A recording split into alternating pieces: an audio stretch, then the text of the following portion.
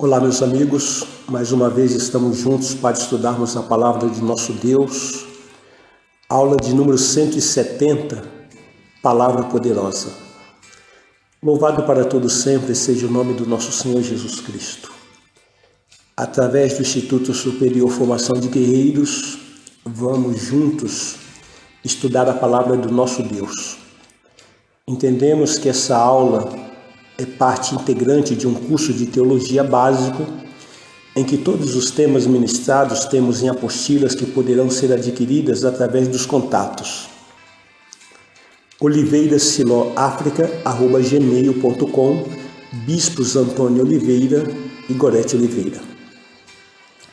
Tomamos uma palavra introdutória que está escrito no livro de Eclesiastes, capítulo 7, versículo 16.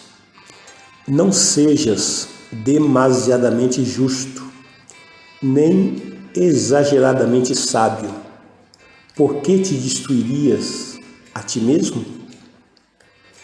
Então a palavra diz que até mesmo ser justo e sábio em excesso não é bom.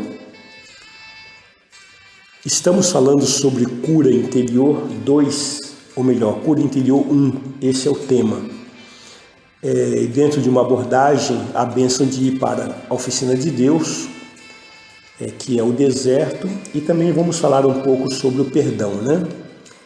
Aqui tomamos, a partir do ponto que ministramos na aula passada, que estávamos falando sobre a condição de que o apóstolo Pedro passou 2 vezes por cura interior, né? Então Pedro, nós sabemos que ele foi visitado pelo Senhor Jesus no mar de Tiberíades, após a ressurreição de Cristo, e ali por 3 vezes Jesus perguntou a Pedro: Pedro, tu me amas? Justamente na mesma intensidade que Pedro havia negado o Senhor Jesus. Por 3 vezes Pedro negou Jesus, e assim por 3 vezes o Senhor Jesus também lançou sobre Pedro porção de amor.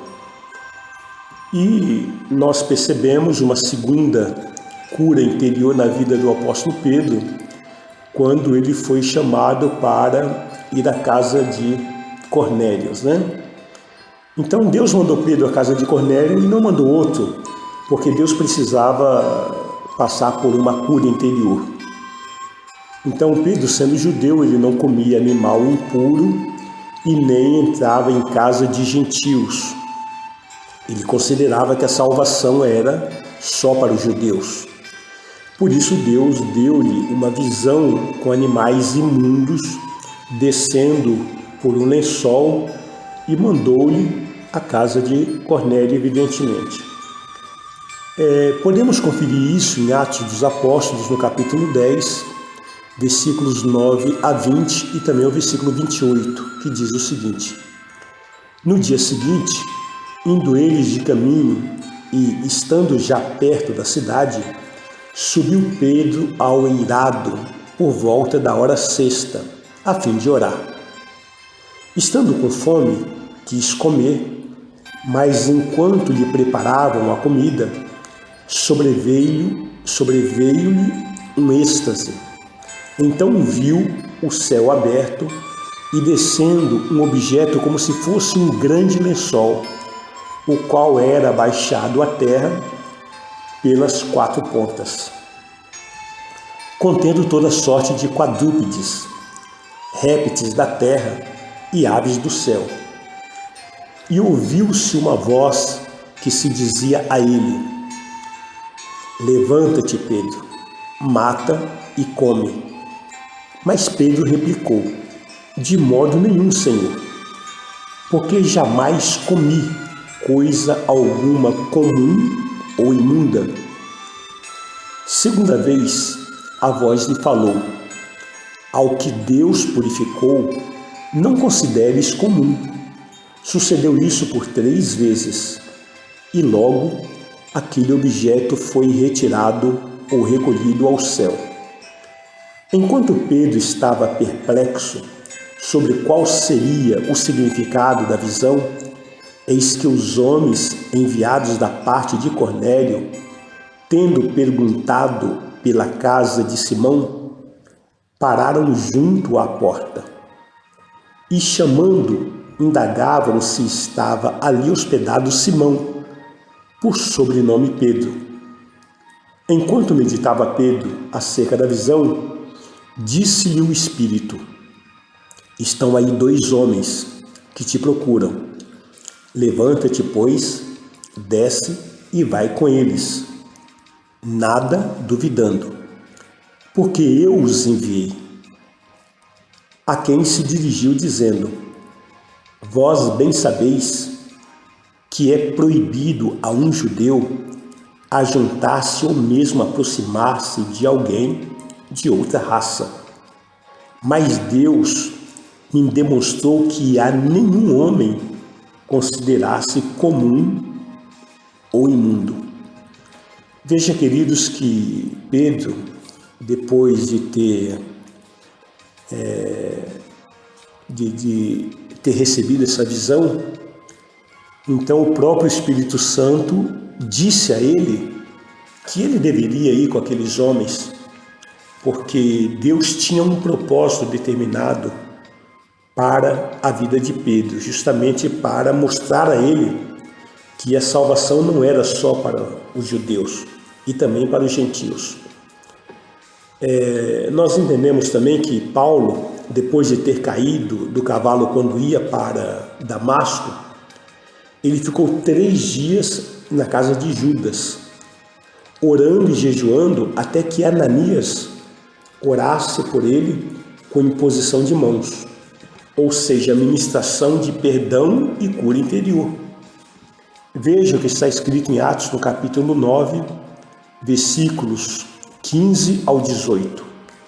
Mas o Senhor lhe disse: vai, porque este é para mim um instrumento escolhido para levar o meu nome perante os gentios e reis, bem como perante os filhos de Israel, pois eu lhe mostrarei quanto lhe importa sofrer pelo meu nome. Então Ananias foi e, entrando na casa, impôs sobre ele as mãos, dizendo: Saulo, irmão, o Senhor me enviou a saber, o próprio Jesus que te apareceu no caminho por onde vinhas, para que recuperes a vista e fiques cheios do Espírito Santo. Imediatamente lhe caíram dos olhos como que umas escamas, e tornou a ver. A seguir levantou e foi batizado. Amados, entendemos também por esse episódio que quando Ananias se dirige a Saulo, impõe sobre ele as suas mãos e ora pela vida dele, ali Ananias, que representa a igreja, está liberando perdão sobre a vida de Saulo, para que dessa maneira ele pudesse, a partir daquele momento, se levantar e começar o seu ministério. E não apenas isso, o próprio Saulo, ele recebeu esse abraço da igreja através de Ananias, ele recebeu essa ministração, então ele se sentiu perdoado, ele se sentiu habilitado para começar o seu trabalho no Senhor. Então aquele sentimento de culpa de que ele exterminava a igreja, de que ele invadia lugares sagrados e ele não respeitava os crentes, ele batia, prendia, levava os crentes a blasfemar e até exterminava os cristãos. Então, naquele momento, ele recebeu essa ministração de perdão, essa ministração de cura. E é matéria que eu gostaria de abordar um pouco com vocês a partir desse momento. E aí eu quero pegar aqui Mateus, no capítulo 18, a partir do versículo 23 até o versículo 35, que nos dá conta sobre a parábola do credor incompassivo. Diz a palavra do Senhor: por isso o reino dos céus é semelhante a um rei que resolveu ajustar contas com os seus servos. E passando a fazê-lo, trouxeram-lhe um que lhe devia 10.000 talentos. Não tendo ele, porém, com que pagar, ordenou o Senhor que fosse vendido ele, a mulher, os filhos e tudo quanto possuía, e que a dívida fosse paga. Então o servo, prostrando-se reverente, rogou: sê paciente comigo, e tudo te pagarei. E o senhor daquele servo, compadecendo-se, mandou-o embora e perdoou-lhe a dívida. Saindo, porém, aquele servo, encontrou um dos seus conservos que lhe devia 100 denários. E agarrando-o,